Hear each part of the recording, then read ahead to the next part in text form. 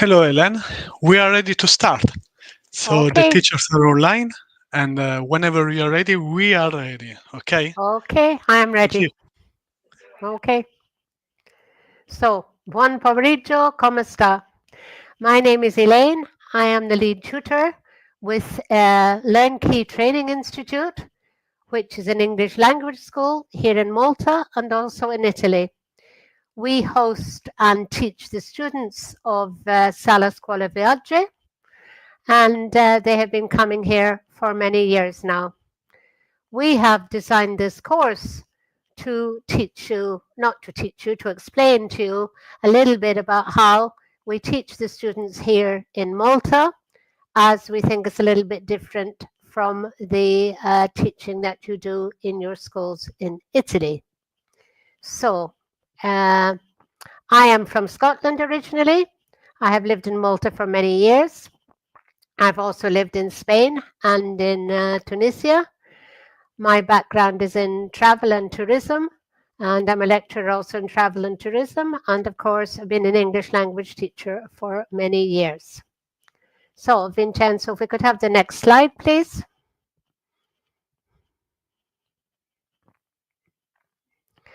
Okay, so for example, day one, um, most of the Italian teachers tell me when they come here that they want the students to talk. But we have to have some kind of structured lesson where the students are talking about something. So what we do, we ask them, we give them a list of conversation topics. For example, most of the boys always choose sports. They like to talk about sports and how good they are at their sports. Or the girls choose movies or about books. We have a website with many, many different topics. So we ask them what they'd like to talk about. But first of all, of course, we start with the introductions. Many of the students are shy, especially if they come from different schools. The girls tend to be more shy sometimes than the boys. So instead of asking them to say all of these things out loud and to start talking, I give them a paper, a handout, which asks them, obviously, their name. Pets, dogs, cats, horses, guinea pigs, goldfish, parrots, whatever. What are their hobbies? To find out a little bit about what do they like to do and what are their ambitions. Some know exactly what they want to do. Obviously, this depends on the age. They're already in studying electronics or studying a particular course, even from the Navy, navigation or something. But some know what they want to do and some don't have any idea. But we try to elicit from them at least do they have an idea if they'd like to be lawyers, doctors, physicists, or whatever. And we spend about 10, 15 minutes asking everybody to write this down instead of just starting to talk. And we find it much easier that we divide the class up into groups, normally groups of 4 or 5. And then we go around the class and we ask them to read out what they've said. Some have very funny answers, some haven't said very much, but then obviously we try to elicit more information from them as the lessons go on. Thank you. Can we have the next slide, please, Vincenzo? Okay, so today's lesson, we have an introduction to ELT methodology. What is ELT? ELT is English language teaching. We use the communicative method. And communicative language teaching is task-based learning. The direct method. What is the direct method? The direct method is that we do not translate anything. Of course, maybe they translate on their phones, the odd word or so, but we use only English. We try to encourage only English in the classroom and only English in the rest of the tours, but we don't always succeed in that. But anyway, we use only English. And we're also going to talk about the role of the teacher and the student. I believe firmly in student-centered learning. What is student-centered learning? Student-centered learning, we don't stand there with a whiteboard and give them grammar lessons and talk to them. We give them handouts, we give them work to do, and we ask them to do the work. Of course, we oversee this, we oversee they've done it correctly, and we do this in their groups. So we are more of a facilitator than a teacher in this role. Of course, we will explain any points that they need to know, any that they ask. Our job is to build rapport with the students and to understand the students' perspective and learning styles. For example, I did my thesis in multiple intelligence theory. I don't know if any of you have heard of this, but basically it says that students learn in different ways, actually 8 different ways. I'm not going to go into them all, but some students like to see things, some students are linguistic, they like to hear things, some students are mathematically designed their brains. So we try to tap into all of their different styles of learning so that basically everybody enjoys the lesson. They go home and said they've had a great time in Malta. What's more, they say they've had a great time at Learn Key Training Institute and with Sala Scuola Viaggi. Okay, Vincenzo? So we have a subject from each of these topics, as I said before, and we ask them to write 5 sentences about it. This is just a website for you, and in later lessons I will be giving you links to various handouts, various materials, various websites, books, etc. that we use to obtain this information. But this gives, I will go into this next lesson as well, but this gives you some links to all the topics. Really, it's any topic under the sun that you have here, but I normally choose about 10. I have a handout from the ones that they like, for example, sports. I give them the handout. They're shocked when they see the handout because it's about 100 questions. But then I explain we only want like 5, like which sports do they like, what do they enjoy doing, what would they like to do, etc. Really to see their level of English and to get them to write something in their groups and converse with their fellow peers.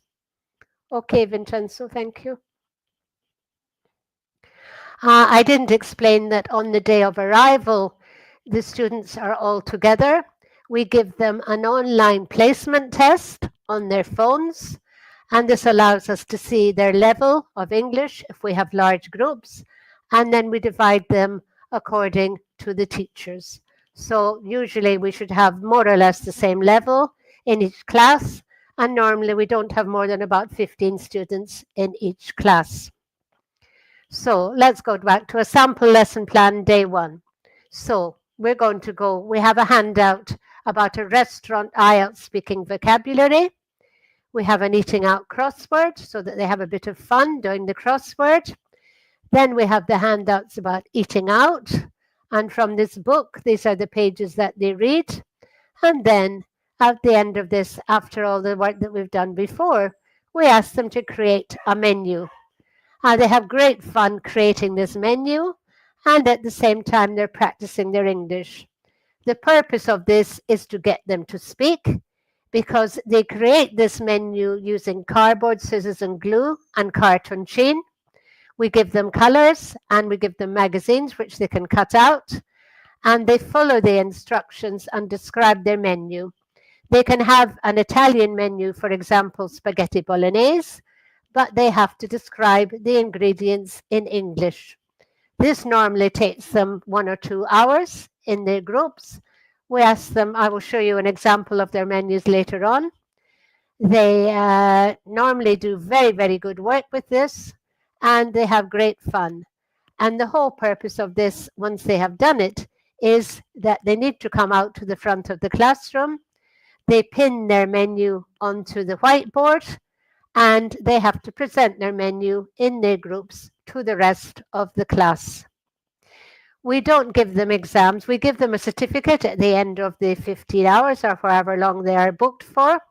We don't give them exams, but we do assess them on the work that they've done all along. And this is the first assessment. And they're assessed on how good they have presented the menu. I ask each one of them to talk, not just they appoint one and they do all the talking and the rest just stand there. They all have to talk, they all have to describe part of their menu, and they are assessed on this as we go along. Okay, thank you, Vincenzo. Next one, please. So, as we said, we go back to what we asked the students to do on day one. We ask the students to write down the answers to the handouts we give them about themselves. We ask them to choose a topic and write 5 sentences about it, that link that I just showed you. We give them about 30 minutes, 15 to 30 minutes to complete this task. And then we go around the class and ask them to read out their answers. I normally start with the ones that I see are more lively, more outgoing, so that by the time we come to the shyer ones, they have more confidence to read out their answers. Thank you. We give them cartoon, colour, scissors and glue and ask them to create a menu according to the handout, to the instructions we've given them. We normally ask them to choose 2 starters, 3 main courses, 2 desserts, 2 side dishes, and some wine, depending on their age. But most of them, regardless of the age, seem to know about the wine that goes with the dishes. We give them magazines to cut out, magazines concerning food, of course. This normally takes around 2 hours, and they then present their menus in their groups to the rest of the class, and they are also assessed on the menu that they present. They love to take photos of their menus to show to their family, to their friends, to their teachers, to other classes if we have other classes, and they enjoy doing this. Okay, thank you. We do a lot of project work like these menus. We also do them creating an island. We ask them to create a board game. We ask them to create a menu. Why? Because this gets them working in groups, their initiative. You would be amazed at some of the islands. I will show them in later lessons, some of the islands that they've created, some of the topics that they've come up with, who lives on their islands. We also use books, which I will explain in later lessons too. We use the impact book, and the impact book has a lot of project work as well. For example, there's one lesson that we have about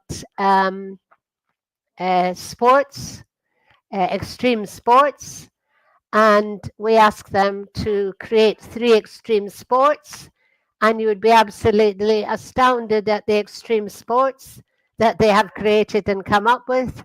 So definitely they have vivid imaginations. Okay, Vincenzo, thank you.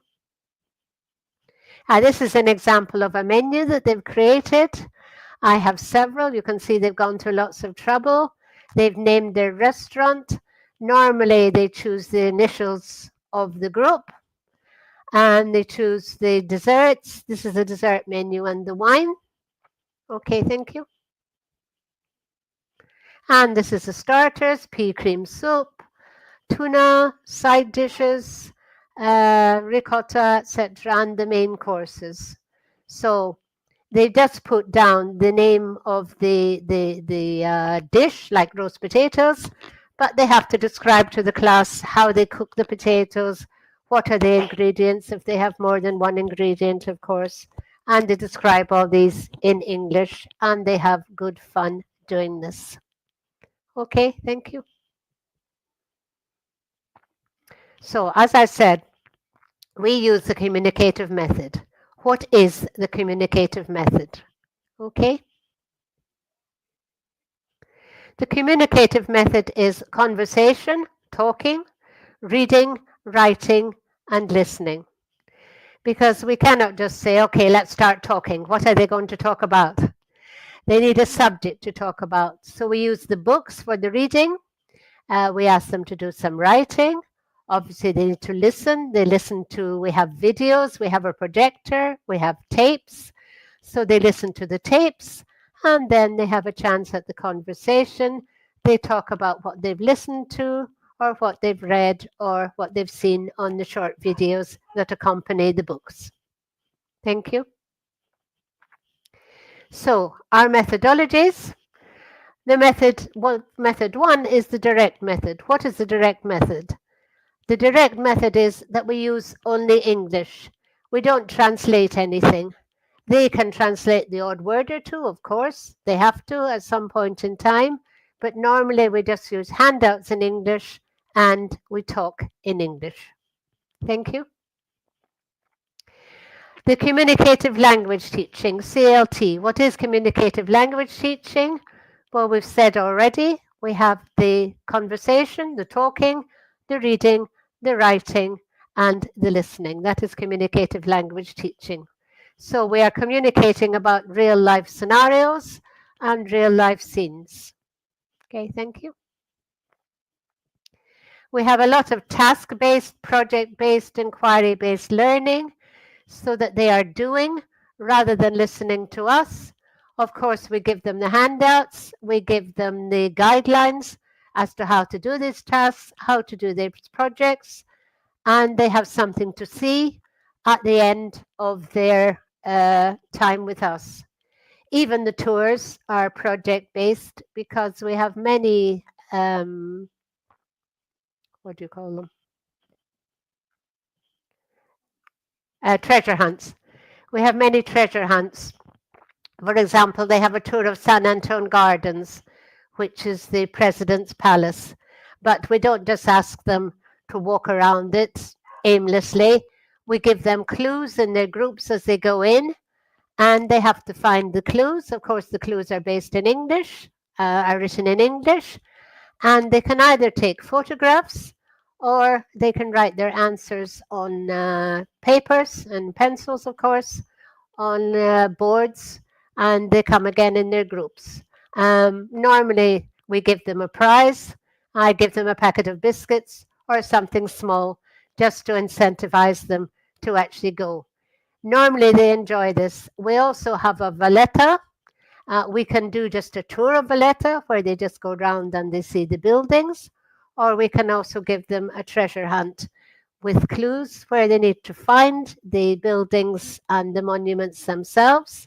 And again, they come back, and we do this also in Imdina, which makes the tours more fun. Thank you.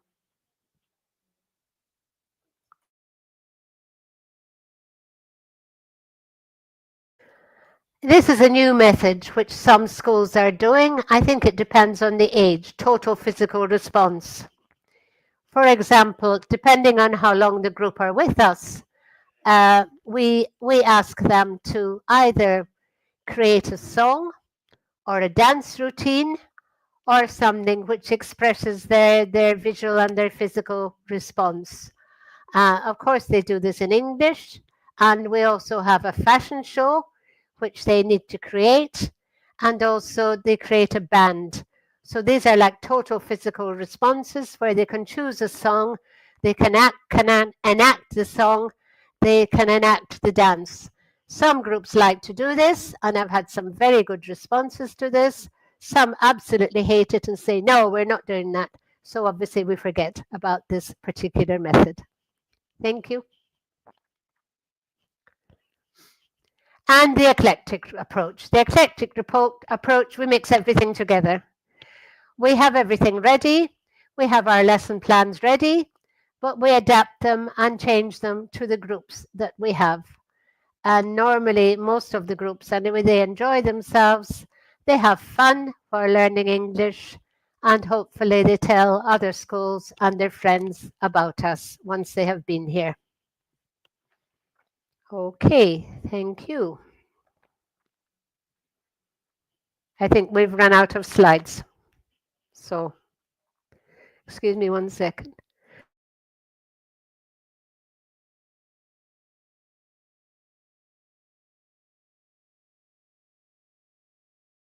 I can just basically explain the rest of the course. So today we're looking at the methodologies. Then we're going to look at the phonetics and the pronunciation.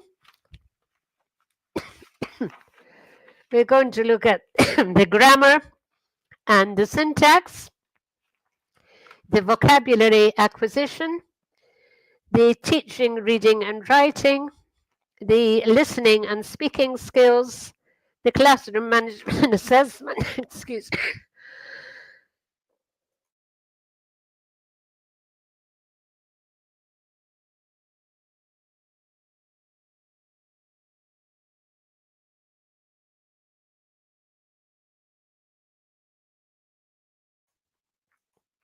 Sorry about that. We're going to do the cultural awareness and practical applications. And then the last two lessons, we're going to create some lesson plans ourselves. And I'm going to go through some lesson plans with you. I will also give you, as I said, the websites, the books, the resources that we use. And hope you've enjoyed the introduction to this course. Are there any questions, Vincenzo?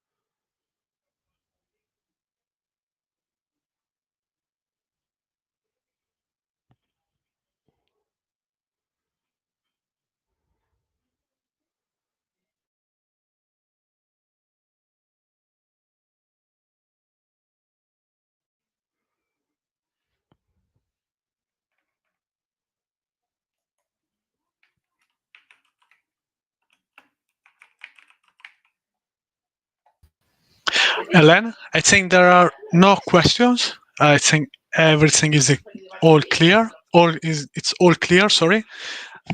So, do you want to share anything else with us? Normally, most of the groups we have come for between 1 to 2 weeks. We also have a package which Sala Scuola Viaggi have created together with ourselves of tours around the island. Um, some of the groups, they like evening entertainment depending on their age. And Sala Scuola Viaggi, I believe, have about 3 different packages. They have the deluxe, they have the normal one, and they have the over 18 one. And so, as well as learning English, they all have a great time whilst they're here in Malta. As I said already, all of our tours are English, and we try to design new things every year. Isn't that right, Vincenzo? Yeah, I think so. So, if there are no more questions, I think we can finish the lesson, and we will see the next week. Okay. Okay. Thank you very much, Helen. Thank you for Uh, your help. Thank you. thank you, Thank you to the enjoy. teachers who listened to me. And that's right. Thanks to all the teachers. And Ciao. we Arrivederci. ciao, grazie mille. That's my Italian. Don't expect any more. Okay. Thank you. Thank you.